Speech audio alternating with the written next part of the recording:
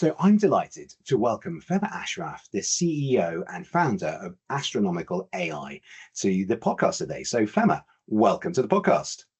Thanks for having me today, Tim. Well, it's great to have you here, and I'm really looking forward to finding out more about Astronomical and some of your story as well. So I wonder whether you could start off by telling us, what do you do and how did you end up founding Astronomical AI? Okay. I actually studied artificial intelligence and computer science at university, and that was in 2002, and I graduated in 2006. So I've been involved in AI for, I guess, over 20 years. And when I graduated university, there weren't very many jobs in AI because it wasn't massive in industry. So a lot of it was in the US or Japan. And so what was available in the UK was very academic. So I wanted to go and work in industry. And I spent about 10 years as a software engineer. So that was just kind of full stack software engineering. In the meantime, I kept a close eye on kind of the development of AI and deep learning in particular, which is essentially neural networks. And so I'd always have that in the background. And then I got a job at Nokia, and I started working on some machine learning components there. And that was for developing an app. So I really got back into AI. And then around 2016, I met an oncologist. I was on another course. It was a space-related course, hence the name Astronomical AI. And he was very interested in the work I'd done at university because it was related to space. It was a Mars rover project I'd worked on for my final year project. And when he read some of my work in that space, he told me that he felt this would be really beneficial in cancer care. So we went to his hospital and he showed me the end-to-end workflow for lung cancer, diagnosis to treatment. So what happens is a patient comes in, they will get a CT scan, and if the cancer is detected, they will then go on for preparation for radiotherapy treatment.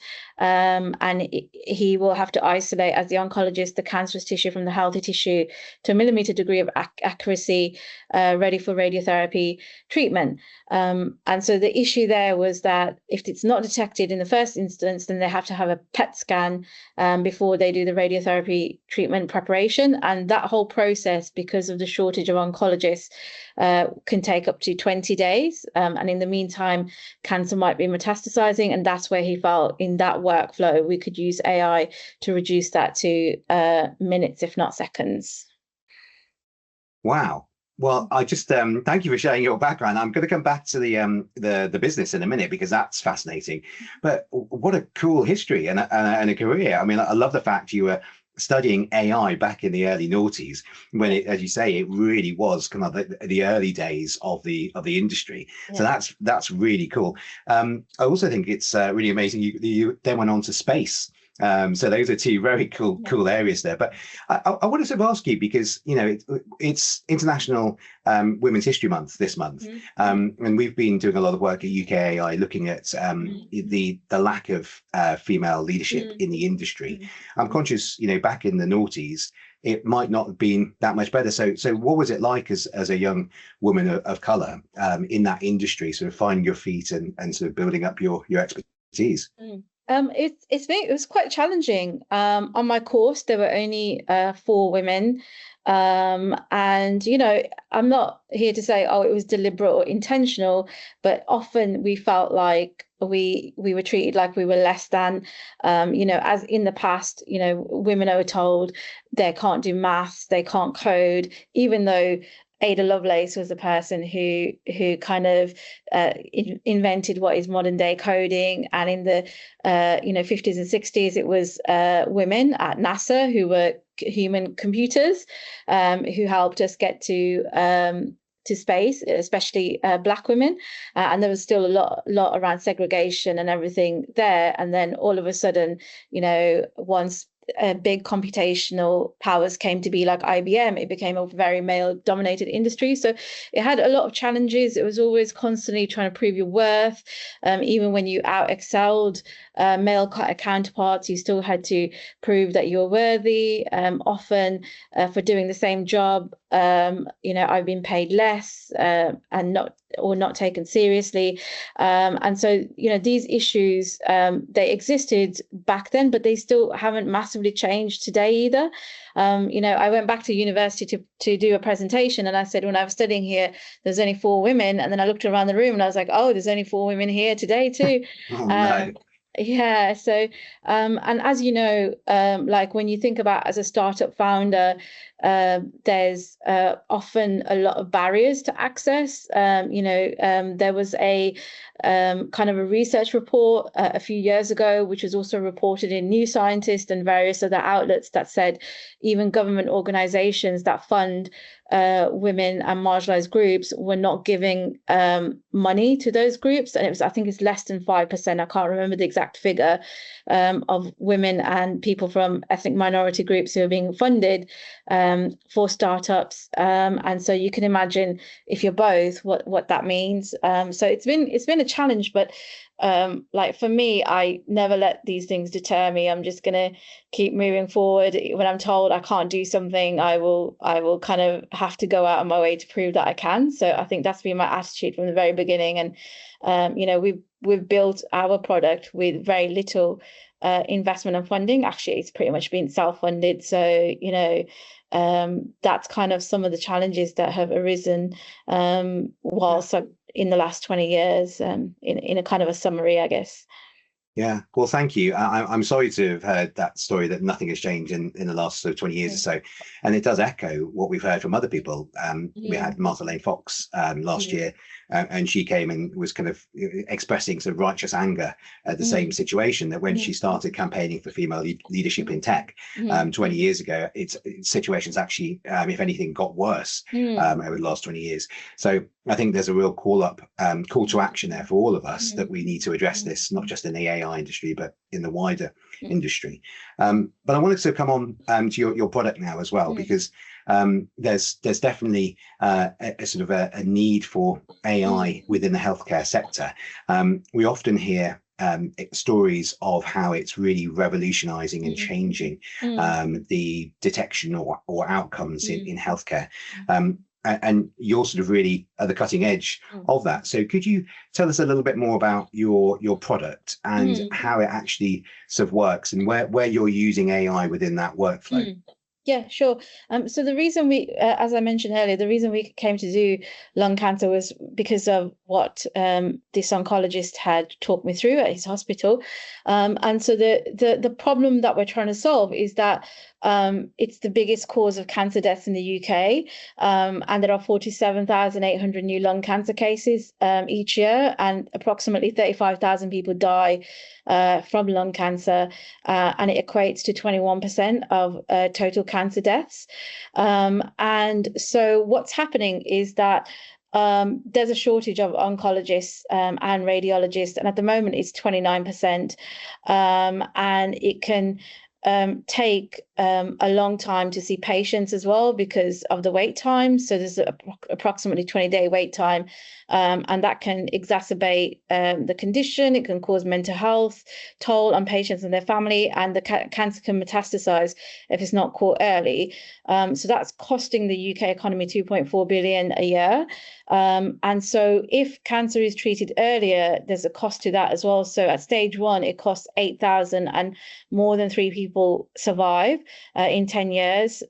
More than 3 in 10 survive for 5+ years. And if it's caught at a later stage, it costs £13,000, and less than 1 in 10 survive 5 years. So that is the kind of the challenge for us. And what we have done is that we have created a system that looks at CT scans. So the patient will come in, and our system looks at the CT scan, and it looks for whether there's a cancerous nodule or not.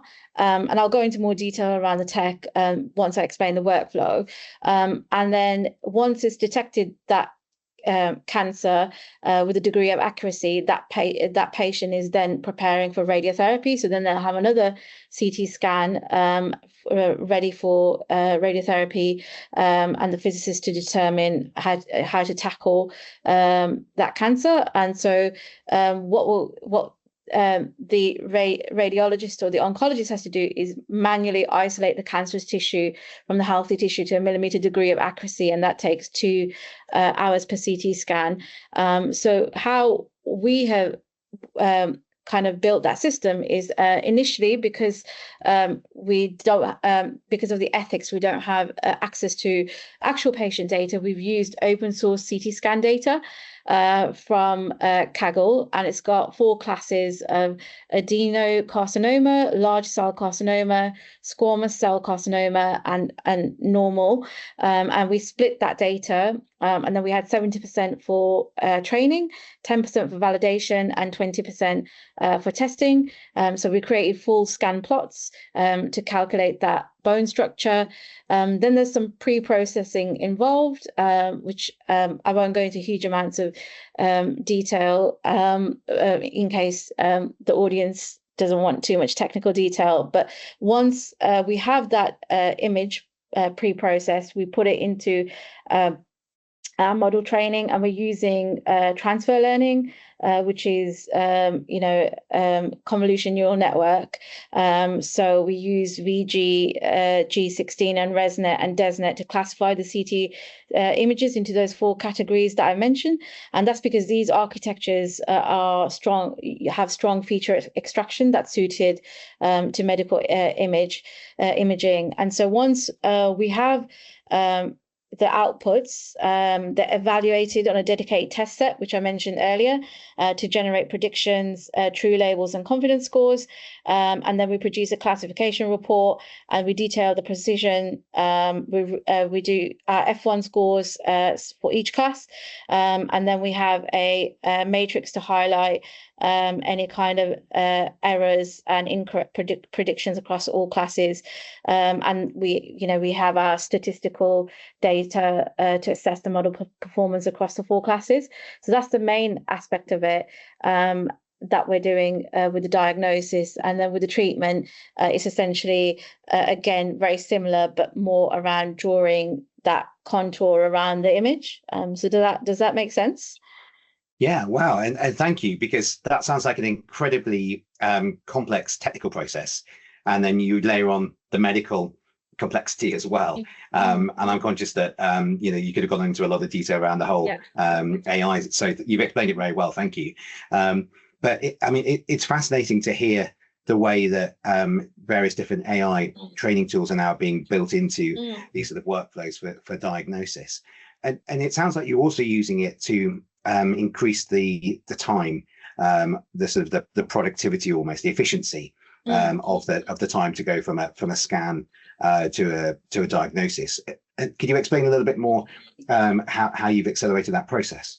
Yeah, so to decrease the time, do you mean? Because we're trying to, so what the aim, so at the moment it's with our model and with the data set that we've used, we can get the outputs in under 3 minutes. So what that could mean, so there isn't a component where we will have to test this against real world NHS data and have some sort of silent or clinical trial to do that. But having an oncologist advisor who we've kind of consulted, he has said that generally the open source data is pretty reflective of what you're going to get in the NHS.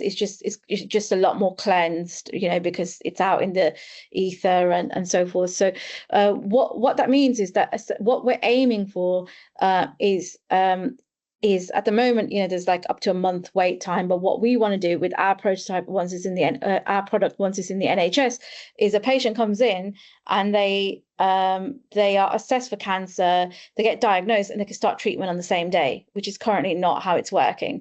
And this is costing my last estimation was that this kind of wait time is costing the NHS around 35 million a year, and that's a conservative estimation. So we would be saving that cost, and we would be reducing the burden on oncologists and radiologists, so they can go and work with patients and care for patients rather than having to assess these CT scans. We would want a human validation aspect to that for safety reasons, but that is essentially what the aim is, if that answers your question on how it reduces time. Yeah, that really does. And thank you for bringing it to life with those savings figures, which I think you're right. If you apply this, there could be even more savings across the board from this. So what stage are you at the moment? I mean, you mentioned you're sort of a prototype, and have you had any sort of engagement to actually put this into sort of live trials? What's the next step? So we initially we built the prototype on my developer's machine, and then that obviously we reached a wall because of processing power. So we managed to get access to the Isambard supercomputer. So we have since then validated on 150,000 raw slices. So that's like 1 to 1.2 million training samples after patch extraction and augmentation. So that validation piece means that we are now ready to kind of test this in the NHS environment. And so in January, we spoke to the mayor of Liverpool, and there are high lung cancer rates up in Liverpool, and they seemed very interested in what we're doing. So their team put us in touch with a number of kind of regions, NHS and university partnerships within Liverpool. So we've been having conversations with them about how to get it into the NHS. There are a couple of regions up north as well, in the north of England, that we've spoken to. And at the moment, what they're asking us is to kind of devise a protocol that we can then deliver to them, so they can then put us into the NHS, and that protocol would be outlining how our product works, what are the safety mechanisms, things around GDPR, how where will the data be processed, etc., how will it be processed. So that requires a level of rigor. So we're in the process of doing that, and we also had conversations with the West Midlands mayor, because that's where I'm from, the West Midlands, and also the north of I think it's the northeast of England NHS Trust, as well as Cambridge. So those are currently ongoing conversations, but we are trying to also ramp up development as well. So obviously there is a real effort to kind of scale up the company in order to do that too. So that's currently where we're at. And sometimes these processes can be a little bit slow. Sometimes it's just waiting for the right people. At the moment, one person is away on holiday until I think it's the end of March. So getting in touch with them when they're back, and seeing how we can then put ourselves into these NHS trusts. Some will be silent trials, some will be kind of collaborative development, maybe tweaking the use case based on their needs. So those are the kind of conversations we've had since January. Wow. Well, that sounds great. And yeah, we're big fans of Steve Rotherham up in Liverpool and the work he's doing up there. It's really sort of pioneering the use of AI across the system. So I'm really pleased to hear that that's sort of coming to fruition. We'd love to sort of get you more involved in some of the regional work we're doing as well around the north, where we can talk about that offline. But yeah, I mean, in terms of that sort of validation you mentioned, getting into some of those NHS trusts and being able to prove that it works. I mean, what are some of the barriers, or what are some of the things you found hardest when you've been going in and speaking to them that they're asking for, that you need to make sure you have in place in order to get into the door?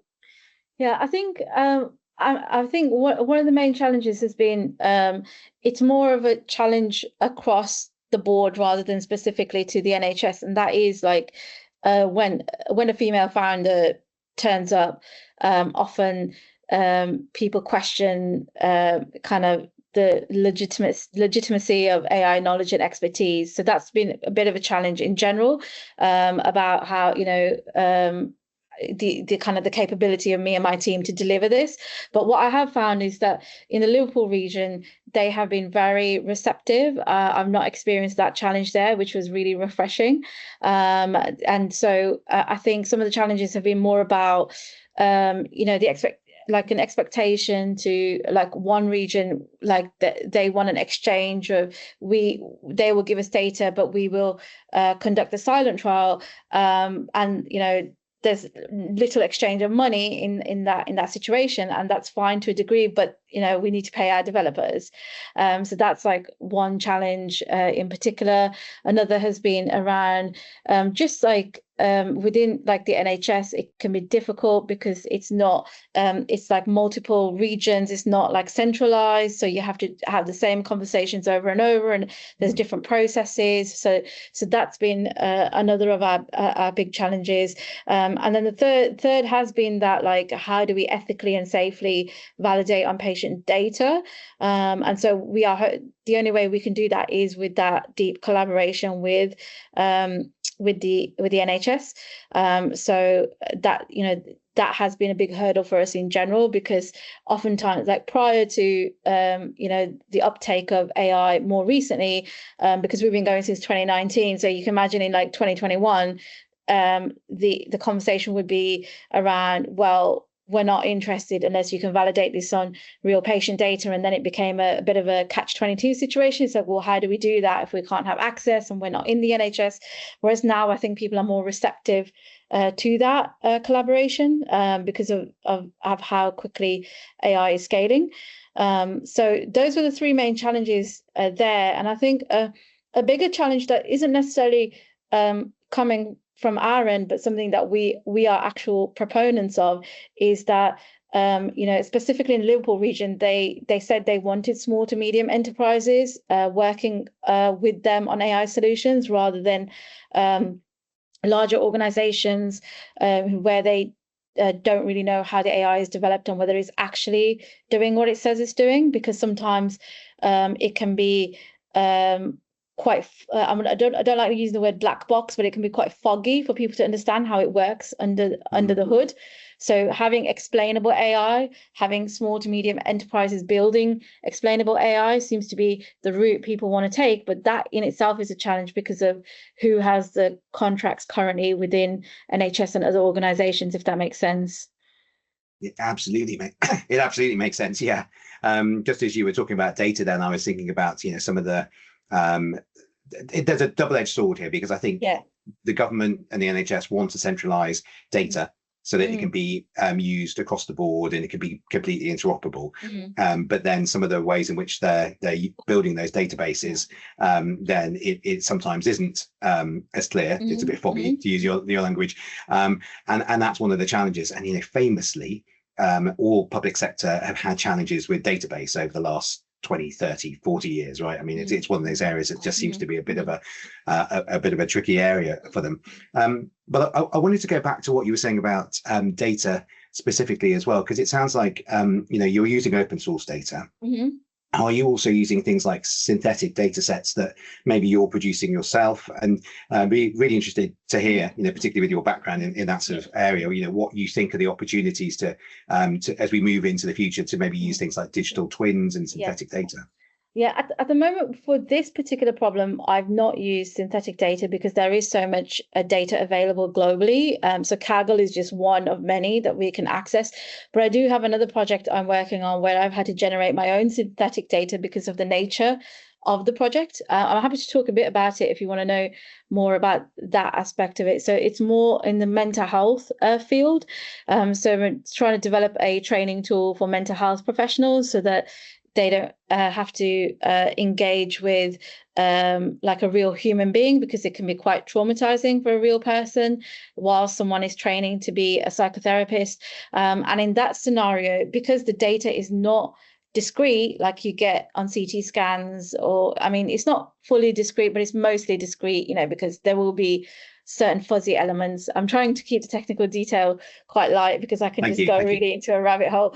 But with when you're dealing with human beings, it's so variable, and also there's, because of the kind of ethics around psychotherapeutic type data, there is very little to train a model on. So I developed a methodology for creating synthetic data to train an agentic AI avatar that people can then use for psychotherapeutic training. And that involved having a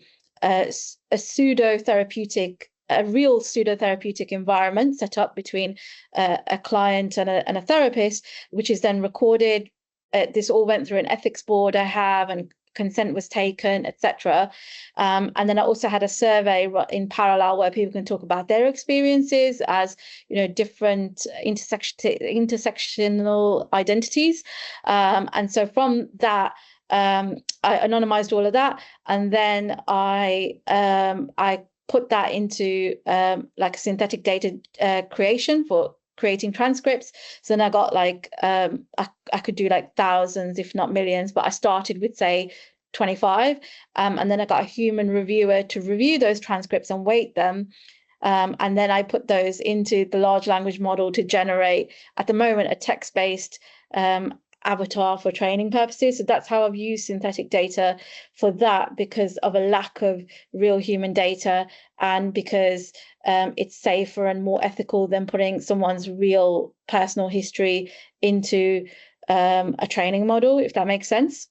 Yeah, and that's a great example, and fascinating to hear you're doing that sort of off the side of your desk on another project. But thank you for sharing that one, because that does sound really like a great use case there. So in terms of the ethics, you've touched upon the ethical side of what you're doing. Has that been driven by a need from some of the NHS organizations you've been working with, or has that come from your own desire to want to be ethical? And could you maybe sort of talk us through a few of the areas where you feel that you've been most ethical with your processes and products? Yeah, in some aspects, there are kind of things we have to adhere to from the NHS, and that's around anonymization, safety, GDPR, where the data is processed. So in most instances it will be EU based servers and computation. So that, from that element, that's more around adherence. But for me, my aim is to create an ethical AI company. It's always been that way, and that goes all the way back to the challenges we've talked about. As you know, from its very inception, AI has had bias in it. Like for me, Alan Turing is the pioneer of AI. Some people have different opinions of who they think it is. Some say IBM, some say other people. But for me, it's always Alan Turing, because of, the Turing test that he devised. And he was persecuted as a gay man, even though he helped Britain win World War II through code breaking. And so that kind of thing has always been there. And as I went through university, not only was there human bias towards me as a woman, but that bias has crept into the systems that we developed. And as you see, as these models have developed, whether that's deep learning models or large language models, that exists within that software. And that's usually because there's always a homogenous group of people developing that software. So for me, ethical AI is not just about adhering to regulations and requirements, but also who are the people building that software. For me, I want to have a diverse team so that we don't have any blind spots. I want to think about which servers are we using. So like, although Isambard is based in the UK, they have an Amazon Web Service component to it. What does that mean? What happens to the countries where these data centers are placed?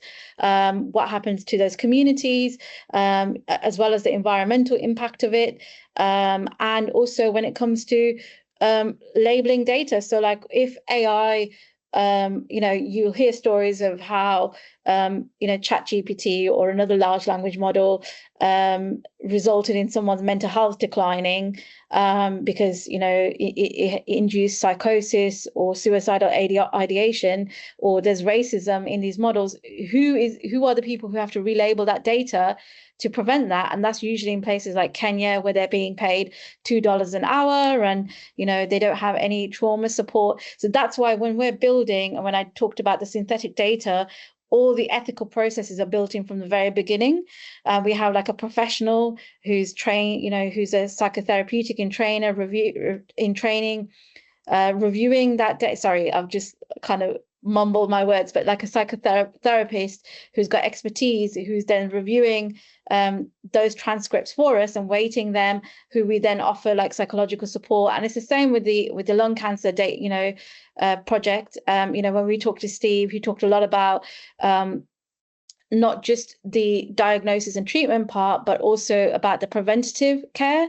So when we think about that, we have to think about who is it that's more likely to get lung cancer? Why? Is it because they're from a working class background? Is it because they're racialized, and all those factors, and develop those from the very beginning rather than as an afterthought. So for me, it's like ethical AI is a very broad spectrum, and I'm always thinking about all these things and not just one aspect. Yeah, no, I love that. And the fact that you're designing ethically from the beginning rather than trying to do it afterwards. And I think you're right that there are a number of structural challenges.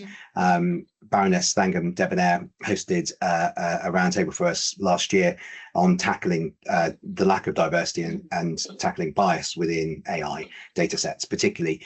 One of the examples that she shared then was in health, that a lot of the data which is being used to make predictions here in the UK is based upon American data sets. Now, that's not bad in its right, but it's just bad because it doesn't actually accurately reflect the population in the UK, and therefore it means that there are a lot of communities, different ethnic backgrounds that exist in the UK which aren't represented in that data, and therefore that undermines and harms the ability of the model to accurately reflect the UK population. Absolutely. And also we have to think about, when I've had conversations with medical professionals in the field, and again, this is more because of their own lack of awareness. To them, they don't consider demographic data because they don't think it's relevant, because like a pair of lungs is a pair of lungs, right? But we know that's not necessarily the only factor when it comes to diagnosis and treatment. So we have to think about beyond that. And that's why it's also important not just to have a diverse group of people developing, but a diverse voices as part of your team, like somebody who works in AI ethics, or somebody who's who works in the community, is very community centered. And so that we're not just focusing, we don't end up with a tunnel vision approach of this is just software development or AI development, and not considering more systemic and broader issues when we develop these products, because at the end of the day, they are going to work in a systemic and broader context. So we have to design and build from like that from the very beginning. Yeah, and I think there's it's interesting to frame it this way as how it can actually improve the outcomes within the NHS, because actually when we talk around being ethical or being responsible or tackling these biases, sometimes people say, oh, that's just being woke, and it's not being woke. It actually leads to the outcomes and the benefits. And when we're talking with businesses, actually it's the same thing. We're not just trying to be all woke and cuddly and all that kind of stuff. It actually leads to better outcomes, better products, better services for our customers. And if we're doing that, then we'll have the businesses and the organizations and the health service that's actually going to have a much better outcome for all of us. So thank you for explaining that. Just as we start to wrap things up, I wanted to ask you a sort of question around the resources that you think we have here in the UK. So you mentioned you're using Isambard, and I'd love to know, how much you need to use a supercomputer to sort of train the models and the systems that you're creating. But more broadly, do you feel we have enough support in the UK for those types of resources to be able to allow companies like yours to do the research and to grow? I think we're getting there. I think, prior to the uptake of AI in industry, it was very academic. So some of these resources still existed. I know with the University of Birmingham, who I have a partnership with, they have their own version called Blue Bear. So we, prior to us getting funding and access, we would request scheduled compute time for that. So we would get allocated a slot, and we could train the algorithm. But, AI is very GPU intensive, very computationally heavy. So it's not really possible just to build it on a machine. I don't know, maybe with like large language models coming out, a lot more people are writing code and developing products, but then they may not necessarily be explainable. But if, like, for instance, what we're doing in this case, something that's deep learning that requires millions of data, that's image focused, we do need supercomputer power to do that, because on the laptop it crashed out after like 8,000 data points. So that is very important. And I think, having thinking about like, I've been thinking about how can we do this in a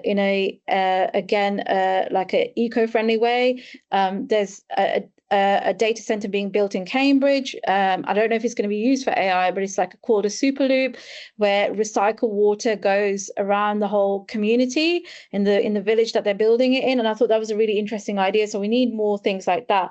I know, there's this whole debate about where would we put it, these large data centers in the UK, as we're quite small.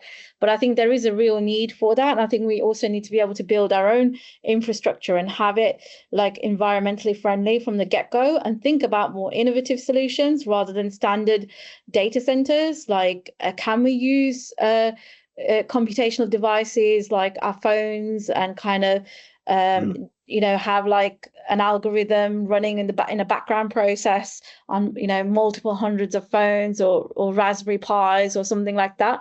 I'm not really a hardware specialist, but these are some of the ideas I'm thinking about, and potentially thinking of collaborating with people who are hardware specialists to help develop those ideas. And I think that's one aspect of it. But I think also, like, in the UK, we also need to invest in our own kind of companies, our own AI, our own, small to medium enterprises, our own entrepreneurs, really try and bring equity at the forefront of that too. So I think, definitely, if, we started with talking about data centers, but I think it extends beyond data and data centers.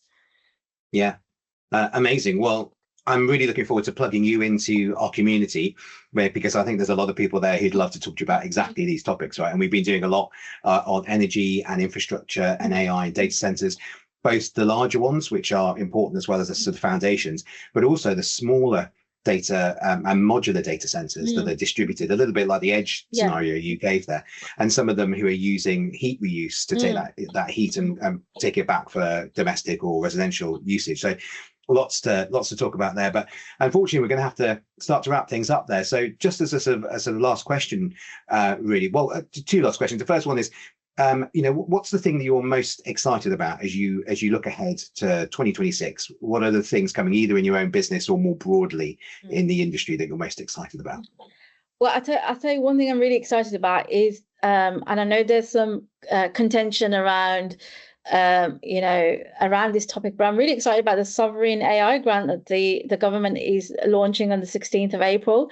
I think that can go a long way for for innovative ideas to come out from like various different organizations, and for them to be funded, and for people to finally get to work on this stuff. Like, for me, like 20 years ago, I wanted to create an AI company, but there was very little that I could do, because everything was in America or Japan, and nobody was interested. Everybody was just focusing on pure software engineering and tech in that way, and things like Internet of Things.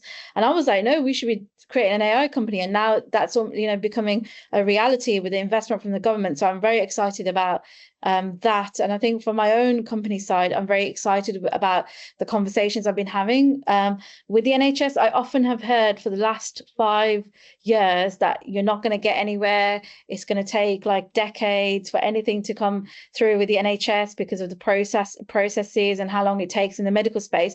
But the fact that they are really receptive to it and they're inviting people in and working with people to develop these models, that's something that's really, I'm finding really exciting at the moment too.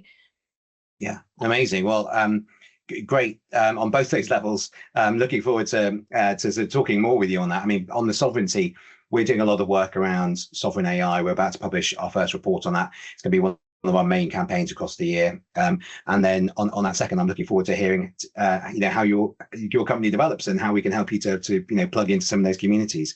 So just as we close off then, could you tell us how can we find out more about astronomical AI and stay in touch with your work? Yeah, it's just astronomicalai.com. That has all the work related to my startup. There are some kind of side projects I've worked on and some AI tools that I've developed that I've put out in the public ether. And those are also available on my personal website, which is femma.co.uk. So those are the two main places to go. Fantastic. Well, Femma, I've really enjoyed today's conversation. I've learned a lot. Thank you for talking us through so many technical areas, and you've really helped us to understand that. I think we could have done a whole other podcast, do a deep dive, and we have to do that another time. But absolutely, it's been absolutely fascinating to have you here. So thank you so much for joining us today. Thank you for having me.